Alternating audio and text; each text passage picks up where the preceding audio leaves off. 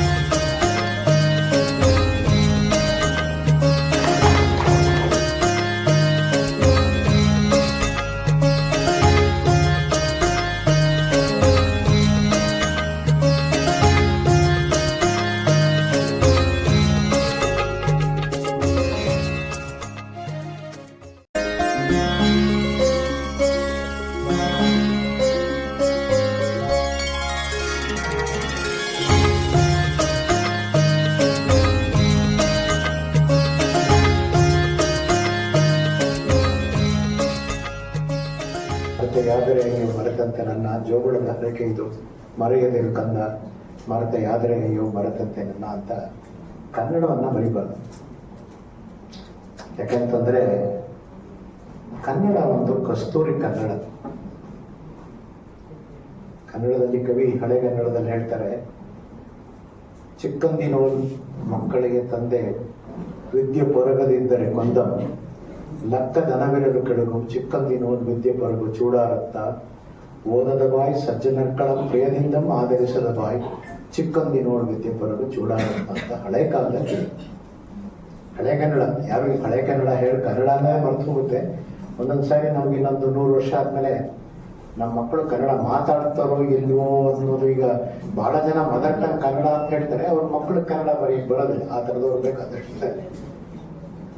ಆದಾಗ್ಯೂ ಕೂಡ why I am trying to tell you is, no matter how we master a language like English, we should never forget our roots. ಜನನಿ ಜನ್ಮಭೂಮಿ ಸ್ವರ್ಗಾದಪಿ ಗರಿಯಸಿ.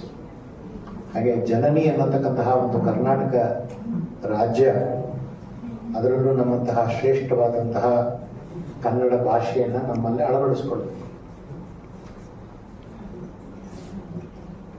ಭಾರತ ಜನನಿಯ ತನುಜಾತಿ ಜಯ ಹೇ ಕರ್ನಾಟಕ ಮಾತೆ ಅಂತ ಬೇರೆ ಯಾವುದೇ ಭಾಷೆನಲ್ಲೂ ಹೇಳಿಲ್ಲ, ಕನ್ನಡದಲ್ಲಿ ಮಾತ್ರ ಹೇಳಿದೆ.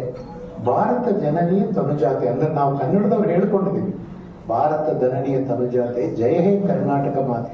ಬೇರೆ ಯಾವುದಾದ್ರೂ ತಮಿಳು ತೆಲುಗಲ್ಲಿ ನೋಡಿ ಯಾರು ಆ ಥರ ಹೇಳಿಲ್ಲ. We have identified ಅವರ್ಸೆಲ್ಸ್ one with the nation and at the same time ಒಂದು ಉತ್ಕೃಷ್ಟವಾದಂತಹ ಒಂದು ವಿಚಾರ ಹೊಂದಿರತಕ್ಕಂತಹ ಒಂದು ಸಂಸ್ಕೃತಿ, ಒಂದು ನಾಡು, ಒಂದು ಜಲ. ಬಹಳ ಜನ ಗೊತ್ತಿರಲಿಕ್ಕಿಲ್ಲ, 1947ರಲ್ಲಿ ನಮಗೆ ಸ್ವಾತಂತ್ರ್ಯ ಬಂದಾಗ ಮಹಾರಾಜರು ಆಳಿದಂತಹ ಮೈಸೂರು ಪ್ರಾಂತ್ಯ ಯಾವುದೋ ಒಂದು ಲೆವೆಲಲ್ಲಿತ್ತು. For many of you who are talking about electricity today, the first city to be electrified was Bangalore city, those days by Sir M Visvesvaraya in 1905. And why it is important also I will tell you. Yakandre today we are talking about science. There is a fundamental science, there is an applied science, and there are many dimensions of science. When everybody went to Jog Falls and said how beautiful, Vishweshwaraya remarked, what a waste. He was the one who could conceptualize the energy that could be transformed to an electrical energy from the Jog Falls, and we were fortunate enough to go this.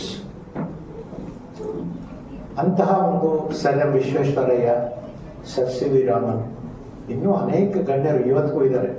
Indian Institute of Science ಅಲ್ಲಿ probably if it is one of the top most institutes, many of you may not even know the background of Indian Institute of Science. Jamsetji Tata ಅವರು ಮಣ್ಣನ್ನು ಹೊತ್ಕೊಂಡು London ಹೋಗ್ತಿರ್ತಾರೆ ಅನಾಲಿಸಿಸ್ಗೆ.